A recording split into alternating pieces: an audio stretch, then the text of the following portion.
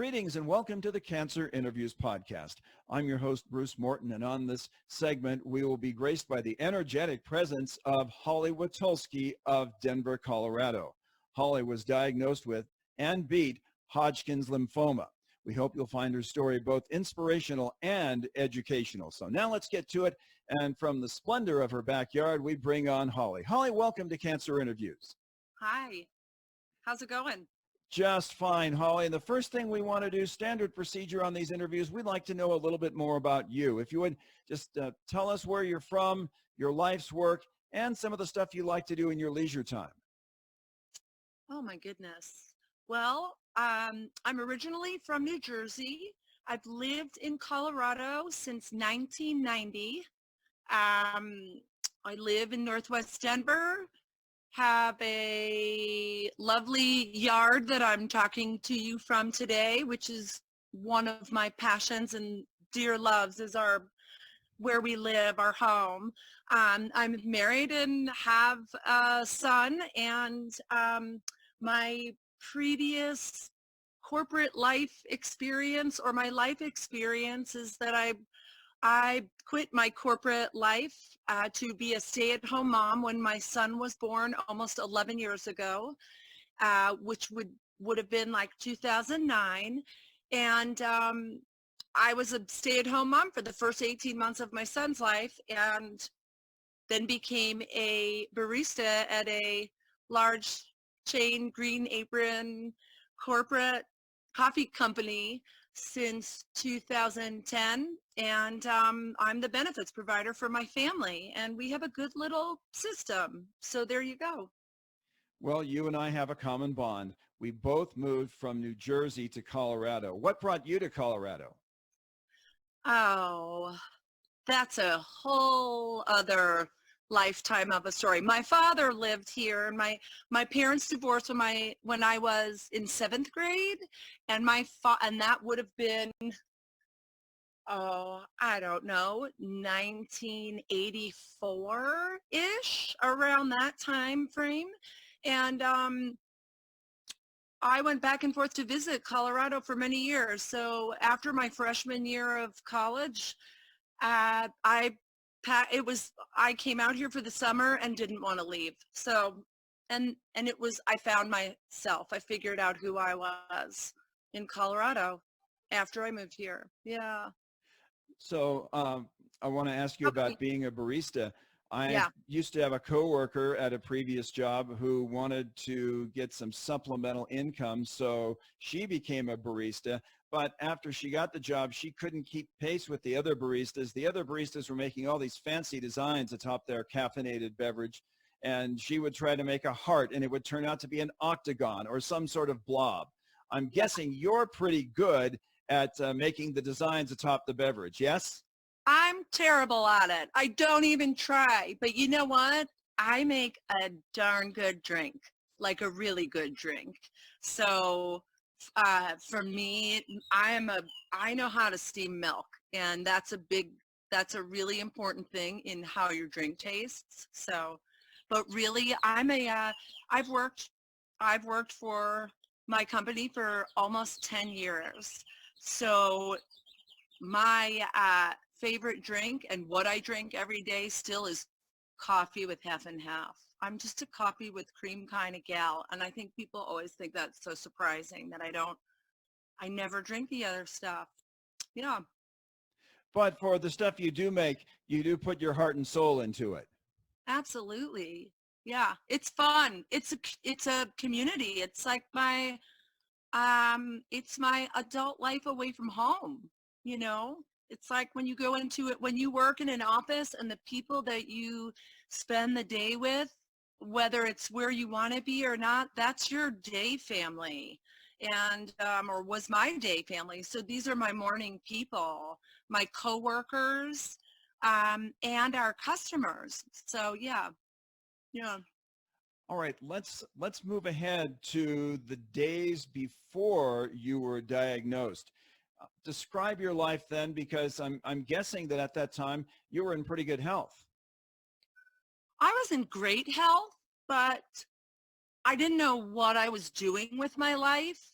And I was still in that like mid 20s. What am I doing? I got to get my act together. And I was really on the cusp of that. I was working, I was actually unemployed when I found out that I had cancer. I had just lost my job, but I had a prospect in the works. I had an application into a job working for a satellite television company, and that got cut short by my diagnosis. But yeah, I actually found out that I had cancer in 1996, maybe 3 months after I had lost my job. I didn't have health insurance. It was crazy. Life changed when I was 25 years old. Yeah. I mean, you've already painted the picture of a stressful situation between work and suddenly your health. Just how difficult was that? Oh my God. It was difficult. There's so much going on around you in life, and everybody has their own story. And somebody's story might be that their transmission dropped out of their car in the middle of the highway, and that's the worst thing that's ever happened to them, and they're stressed out and they don't have money to pay for their car, and they've never taken the bus to work. That would stress me out. But my individual story, while that story was going on, or somebody's family member died or anything else, that level, that depth of fear and despair and holy, for lack of a better word, I'm sorry, is very real for every scenario. And so, but it was mine and only mine, right? I mean, so it's scary. Now, did you receive any sort of warning signs, either that you felt within yourself or from your primary care physician, that tipped you off that something was not normal? I feel like the majority of people would potentially, well, maybe not the majority. I think there'd be a lot of people that would say they didn't recognize the signs until after their diagnosis. And then, so no, I don't know. I don't think so. I think because I had so much stress going on in my life at the time and the way I was living my life, I chalked every sign and symptom up to it could have been something else. So, you know, I have, the signs and symptoms of night sweats, low-grade fever, coming and going, loss of appetite, unexplained weight loss. I had an explanation for everything.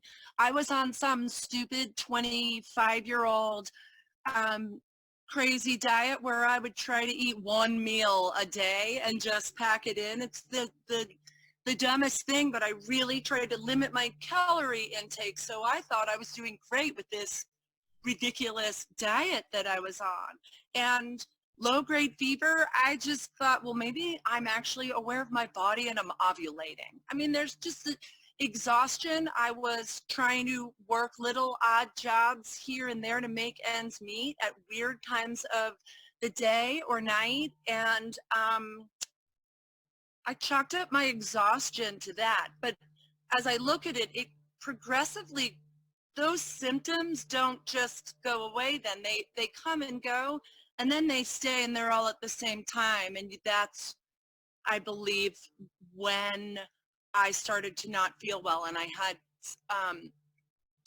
have a pretty thin upper body, and my neck was swollen. I didn't have like a knot sticking out, but my neck was swollen, and someone else pointed it out to me. So, yeah. So in the midst of all that, did you eventually go to a specialist, an oncologist? I did. I went to a doctor. I went to my primary care doctor, and I didn't have insurance, remember? So I went, and he thought it was odd, and he said, this is likely a clogged hair follicle. You could have like an ingrown hair in your scalp that is creating some kind of weird blockage, and you just have an infection in your lymph nodes, and that's likely what it is. So he sent me home with a prescription for antibiotics and sent me for a chest x-ray. And we went through very high level what this could be. It could be an infection, in a lymph node caused by like a hair follicle clogged, or the worst case scenario is that you have lymphoma, but that's just so unlikely. But I just want to be purposeful and cover our bases and send you for a chest x-ray, and I'll call you tomorrow. And so off I went. And I went for a chest x-ray and thought, well, if I'm going to die, I'll find out tomorrow. And I really just said it sarcastically. I really didn't even have a fear of it in my heart and soul until the next day. The call didn't come at like 8 o'clock, 10 a.m., noon, 2:30 p.m. I called my doctor's office and let them know I was waiting for a call. And my doctor called me 3 hours later because he had been,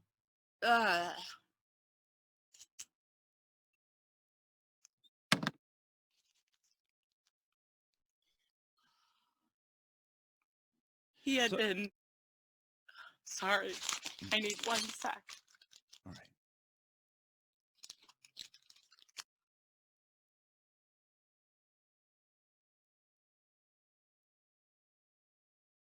He had been on the phone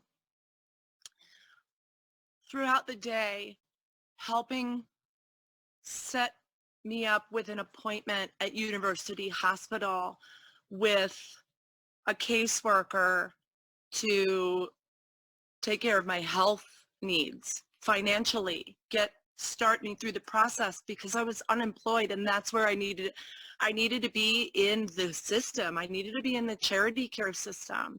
And I've worked since I was 14 years old. I'm a worker. So to be unemployed and working and trying to figure out was really unusual. And I didn't need health insurance when you just don't think about your life falling apart from not having health insurance until you need it. So anyway, that was why he waited to call me, because he had information and he had believed that what my chest x-ray had shown was likely Hodgkin's lymphoma. I had a golf ball in my neck where the swelling was, and I had a lot like a grapefruit in my chest, pressing on my organs. So it wasn't growing in an organ, it was in my mediastinum. That sounds correct, but that explained a lot of things. And so from there I was in, and I started to see a doctor at University Hospital and was really well taken care of. So what was the first phase of your treatment? So I wasn't treated in Colorado. I was unemployed, had a roommate, and needed care. My entire family, my whole network was back east in New Jersey. So I moved back to New Jersey, and my mother also worked with someone in the real estate office she worked in, whose husband was an allergist at UMDNJ, University of Medicine and Dentistry, New Jersey, which is in Newark, New Jersey. I grew up in Springfield, New Jersey, in the New York metro area. This allergist shared an office with Pedro Gascon, who is he is a blood doctor. So he was my oncologist. He's a brilliant man who's looking for the cure for sickle cell anemia. But he was my oncologist. And that's where my treatment started. And I had to go through I went through the whole system in New Jersey as well, which also just doesn't contribute emotionally. It's not an emotionally supportive system to go through when it's not good. Colorado, I was taking care of. New Jersey, there were a lot of steps and hoops, but ultimately that's where I was treated and had an amazing experience with that as well. Okay, and at some point, did chemo become part of the regimen? Yes, I had I had further testing done in New Jersey, but through the doctors that I was handed off to, and I had 8 rounds of chemotherapy over an 8-week period, every 2 weeks, and then followed by 5.5 weeks of radiation therapy, 5 days a week. Okay, and different patients have different stories as to the severity of chemo, but how tough was it for you? I mean, I just feel lucky. I'm really lucky, because I had a textbook case of stage 2B Hodgkin's lymphoma, which I believe is I have been cancer-free. I was diagnosed in 1996. So September 19th is my 20-year anniversary. No, I'm sorry, it's my 24-year anniversary of my last radiation therapy treatment. That was my last day of treatment. I was done. So I'm sorry, I got totally off track and forgot what your question was. Oh, just how severe was the chemo treatment, and how did it change your life? So my chemotherapy was an experience, and I never threw up. I didn't get sick. I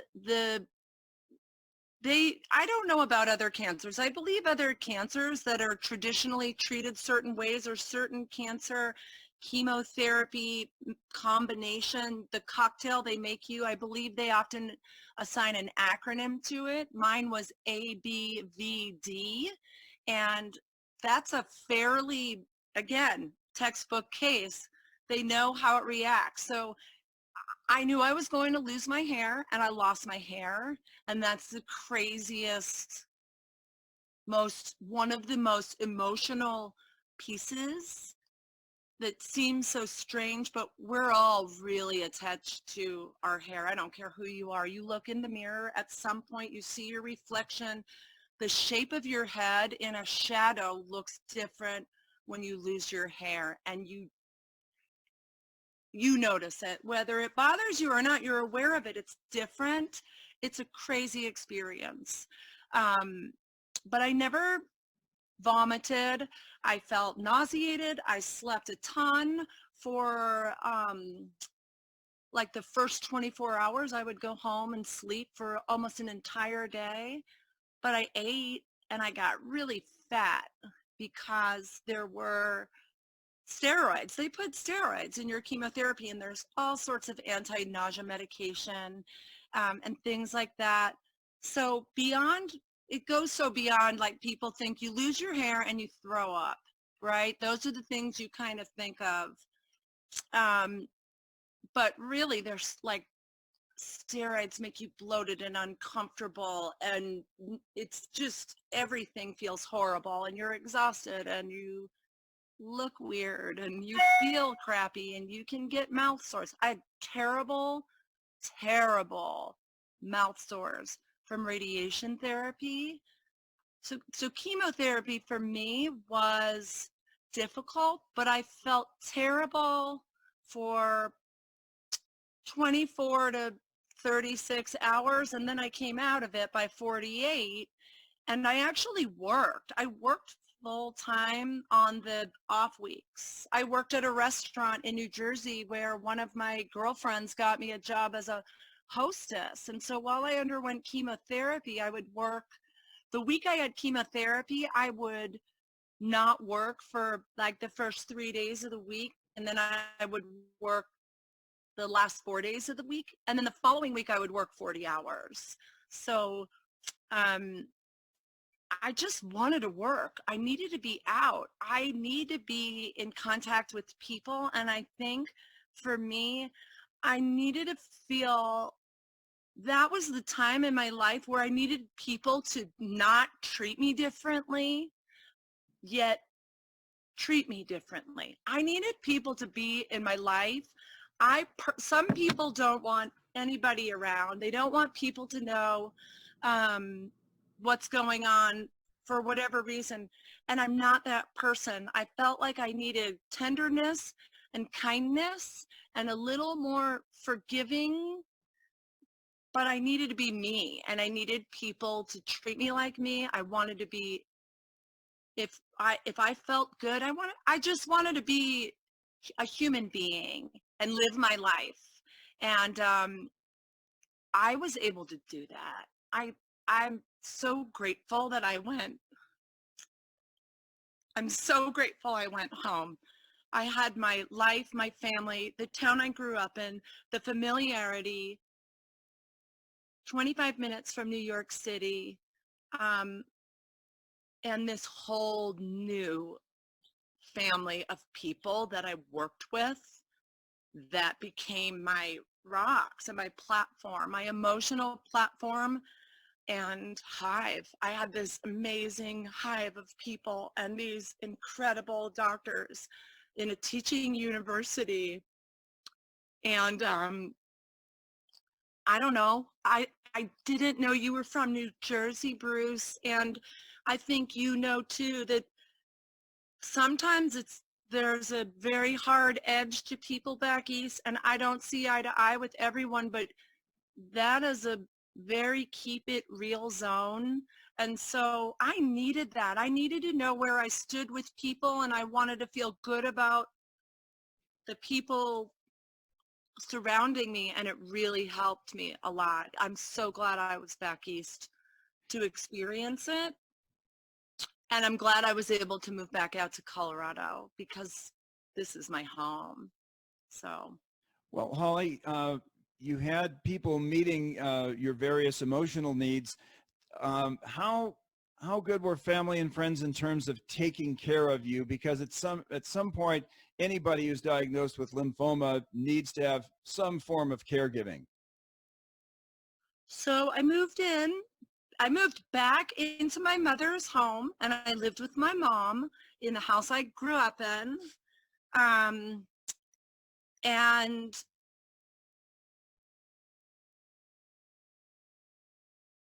Springfield is probably west of Newark, New Jersey. And so it was quick, but it was traumatic. And my mom and I have a difficult relationship, and I love my mother very dearly, but we just get along better when we don't live together. And so it really was hard. I felt like I went back to being 16 years old and arguing with my mother, but we we figured it out. And we would drive to Newark together and go for my treatments. My mother drove me to my chemotherapy treatments, and she was amazing. And my chemotherapy unit was amazing. When at least for me, when I went for chemotherapy, it was regimented. It's as long as your blood counts are okay and you're well enough to receive treatment, you kind of see the same people every week. So was my other tribe, was my hospital people, the people in my chemotherapy unit, the nurses in my chemotherapy unit. So those are chemotherapy nurses are angels. And elaborate on that a little bit. How are they so angelic? What was their presence like in your life in that treatment phase? Well, I just think you have to be tough as nails and soft. With soft as a pillow on the inside, but tough as nails, because there are people struggling and people dying, and they're just amazing people. Everything, I can't explain it, and I hope many people don't have to experience it. You know, I mean, there's just something about someone that's that selfless. If from the outside, if you looked in on a chemotherapy unit and the door was shut and you were looking through the glass and you saw nurses caring for patients, you would have no idea the joy in the conversation or the show that you're watching. I mean, you're watching Good Morning America and talking about Kathy Lee and Regis with 5 other people that you just met that are from completely different walks of life, have totally different types of cancer, and they become your people, and they became my mom's people too. So my mother would take everyone's food order. Everybody was hungry, but for the craziest, strangest things.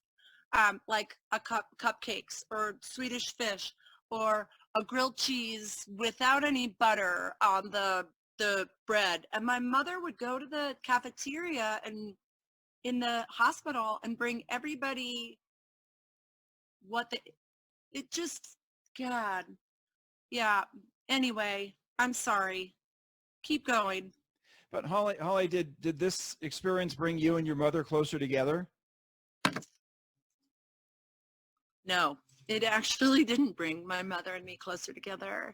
It really didn't. And so I didn't have better perspective or appreciation for what my mother must have been experiencing as a parent whose child has cancer.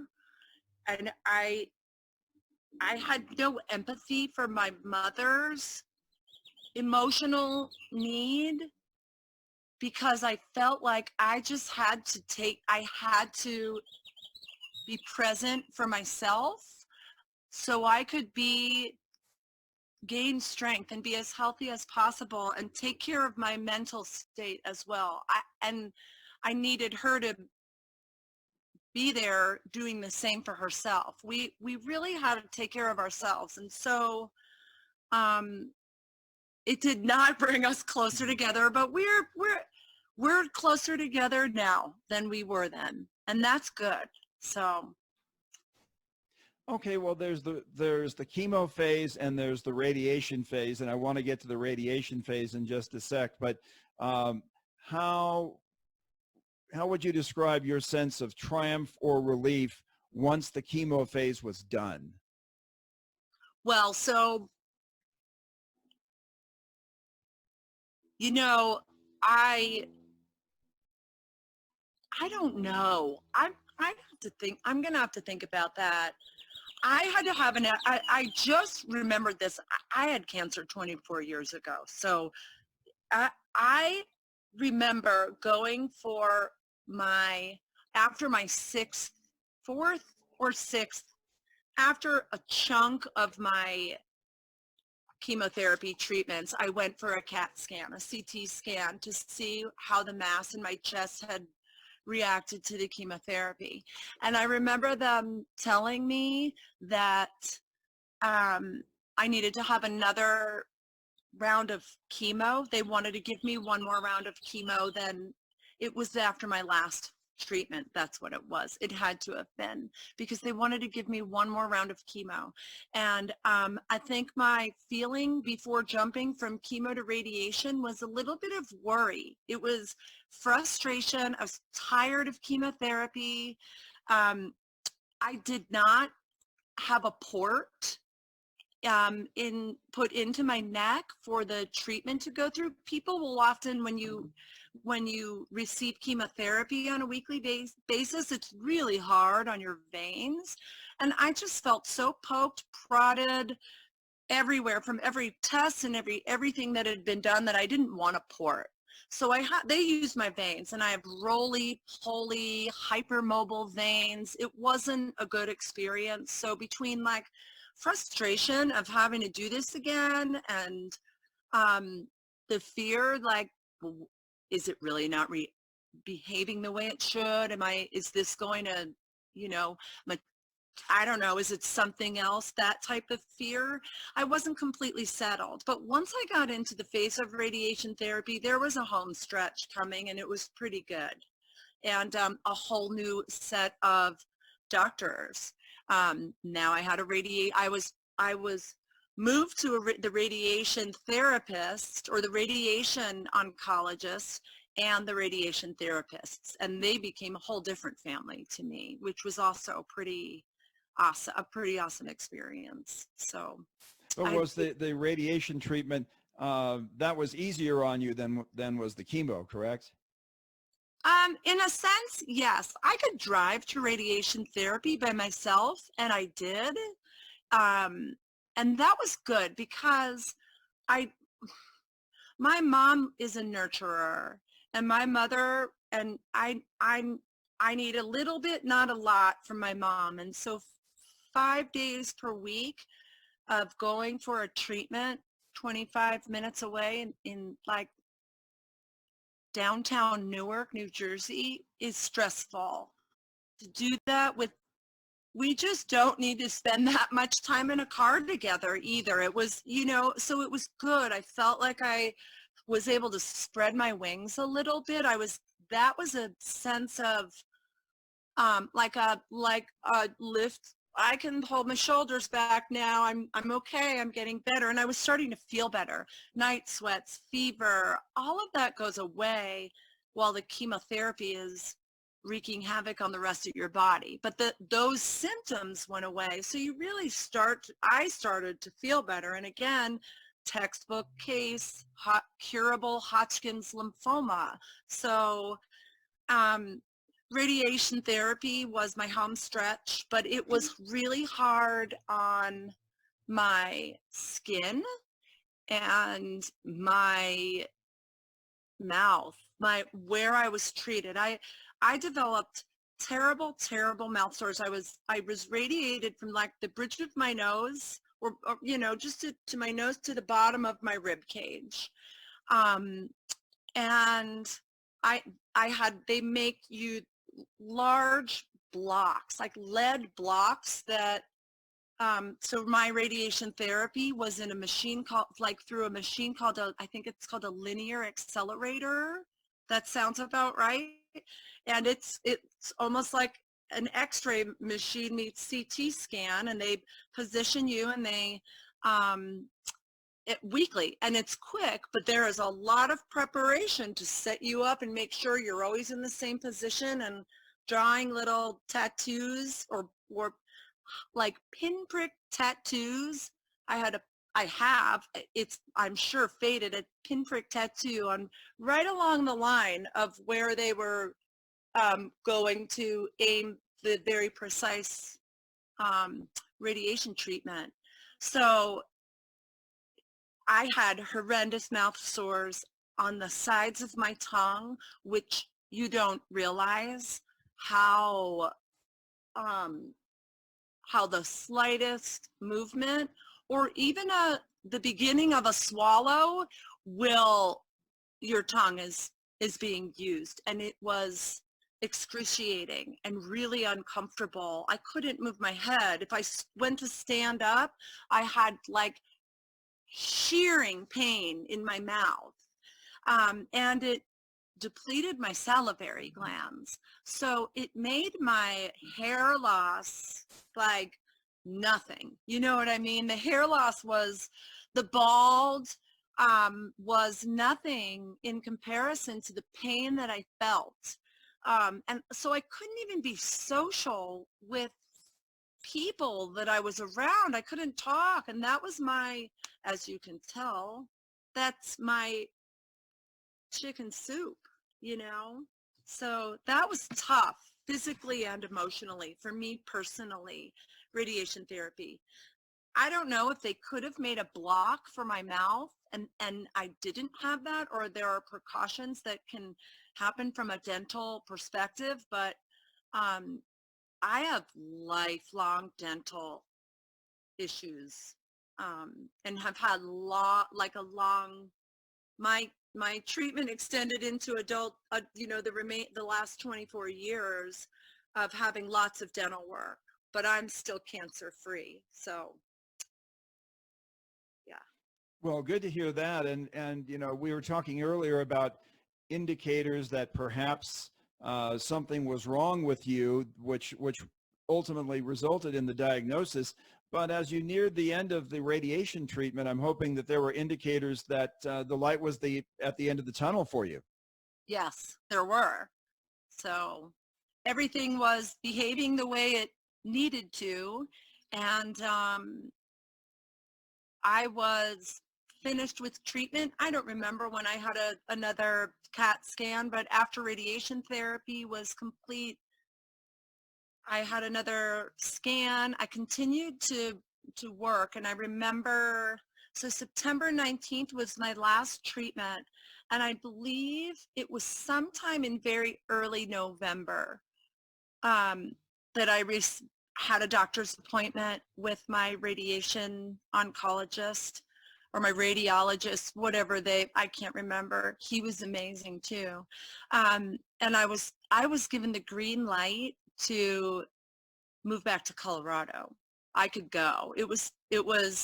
I had the green light. I was finished with treatment. I could have and I was passed back to the doctor who diagnosed me in Colorado at University Hospital.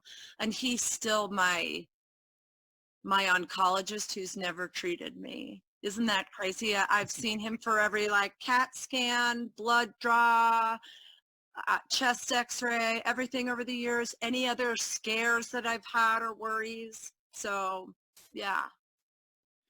So I moved out here in December. Moved out less than 30 days later. I packed up my car and I moved back to Colorado. So Holly, how awesome was it once you were hit with the realization that you had gotten the best of this and you had put it behind you and you were now positioned to resume a normal life? Well, it was amazing. For me, it was amazing. For my mom, it was really tough.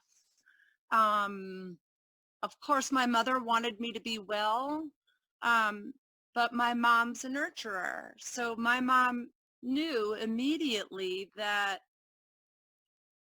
I was leaving. I was out. I was home for 10 months for treatment, and then I was going right back to being 2,000 miles away, over 2,000 miles away. So it was really hard for my mom. And again, I just, until I had a child of my own, I just couldn't have any idea of what it would be like to be a parent of a child that's going through cancer, whether they're a baby, an infant, 3 months old, 5 years old, 25 years old. So, and as you can tell, I'm a crier. I come from a long line of criers. And so we're just emotional people. It was really hard, but really great also. And so, yeah. You might have already answered my question because you mentioned becoming a mom, but is there anything that once you got past cancer, is there anything?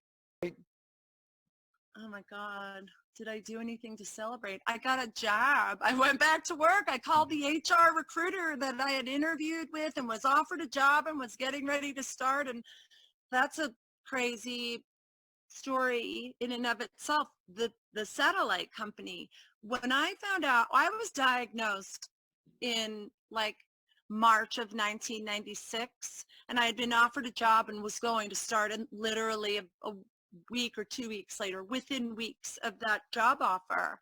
And I had to call this recruiter and tell her that I had cancer and I was moving back to New Jersey for treatment. And my my fear immediately was, how does anyone ever hire you if you had cancer? How will I ever get a job again? Will people think I'm going to die, or that I'm a big flight risk or a health risk? And it didn't dawn on me then that I might be. Maybe I am. Maybe I am thank God I wasn't, and I'm not. But that was the first thing I did. I called the HR recruiter, made sure I had a job, and called my good friends because there was no internet, or we didn't have cell phones and internet. So this was all phone calls, and that's crazy too, that you just don't have the same access or outlet. I think a lot of people have an outlet in nonverbal communication. Now with technology and the internet and blogging and my caring bridge or my caring page, I'm not sure where people, I can't remember, but we didn't have that in 1996.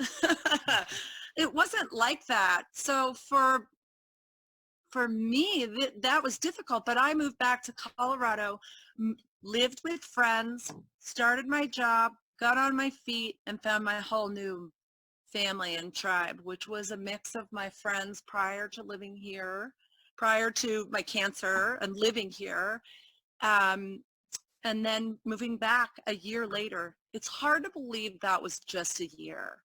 The amount that you go through and you deal with and you put up with and you put behind you in, thank God for me, less than a year. I'm lucky. I mean, I'm just so lucky.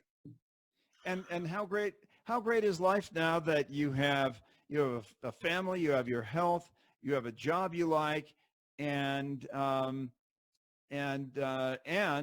great circle of friends. How wonderful is it to have all those things going for you now? Well, I mean, it's great. I have a great life. We're not big and fancy, and we are also really fortunate. And I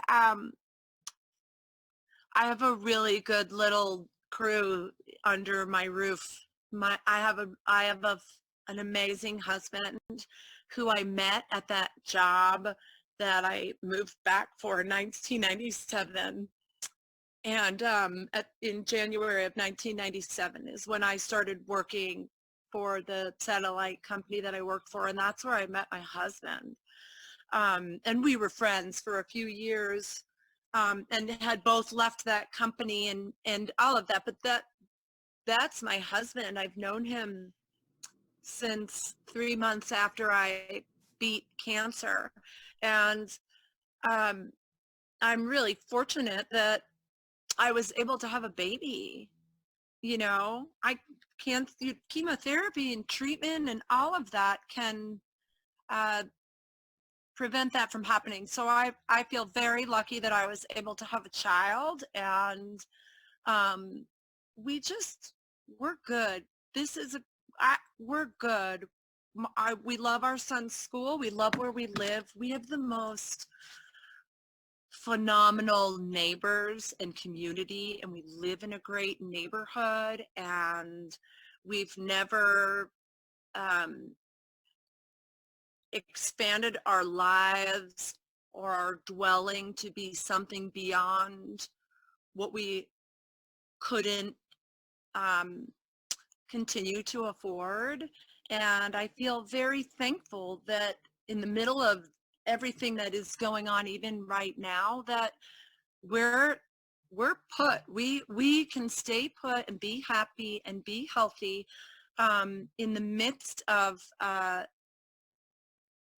May of 2020, when COVID-19 is an absolutely insano sociological experiment, to say the least. We're okay. We're good. We're tight, and we are a good. I'm lucky. I'm so lucky. I really am. I feel very happy to be able to work in a coffee shop and also work for a large company that has allowed me to be home on catastrophe pay because I'm a mother of a child of school age. I mean, I'm lucky. That's what I mean.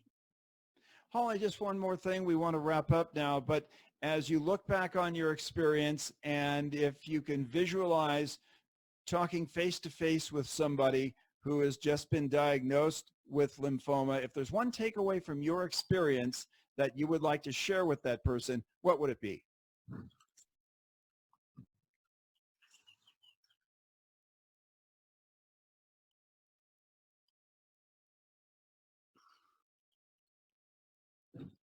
Well, there's no shame in whatever it is you're going through. So let people help you. I think that you have to learn to say thank you. You just have to learn to say thank you and know that if you need somebody's help, let them help you. Just let them help you, and get comfortable with saying thank you and not apologizing for having to say thank you. That would be a big piece of advice for me to give to someone. It's really important to be your own advocate, or have someone who you believe in and who you trust, because you have to use your voice, ask questions, take notes, write things down when you go to your doctor's appointments. Understand why you're taking medication that is being prescribed. It may be great, but it's important to understand what side effects might happen, and be in touch and stay on top, and just, you've got to listen to your body. And for the rest of your life, listen to your body, and you try not to live in fear. Try to think of it as being self-aware and taking care of yourself and nurturing your body, your mind, and your soul, for sure. Yeah. Thank you. Okay, Holly, thanks so much. Thanks for a terrific story, some great advice, and a story with a happy ending. So, Holly, one more time, thanks so much. Thank you. I've really enjoyed getting to know you and talking about this. Yeah. Okay, thanks again, Holly. And Yep. As you watch and listen, we want to remind you one more time that we join you as a team as you address your cancer journey. So until next time, take care, and we'll see you on down the road. Thanks for joining us today. For more information, please visit us online at cancerinterviews.com. We appreciate you tuning in, and we'll see you back here again next time on the Cancer Interviews Podcast.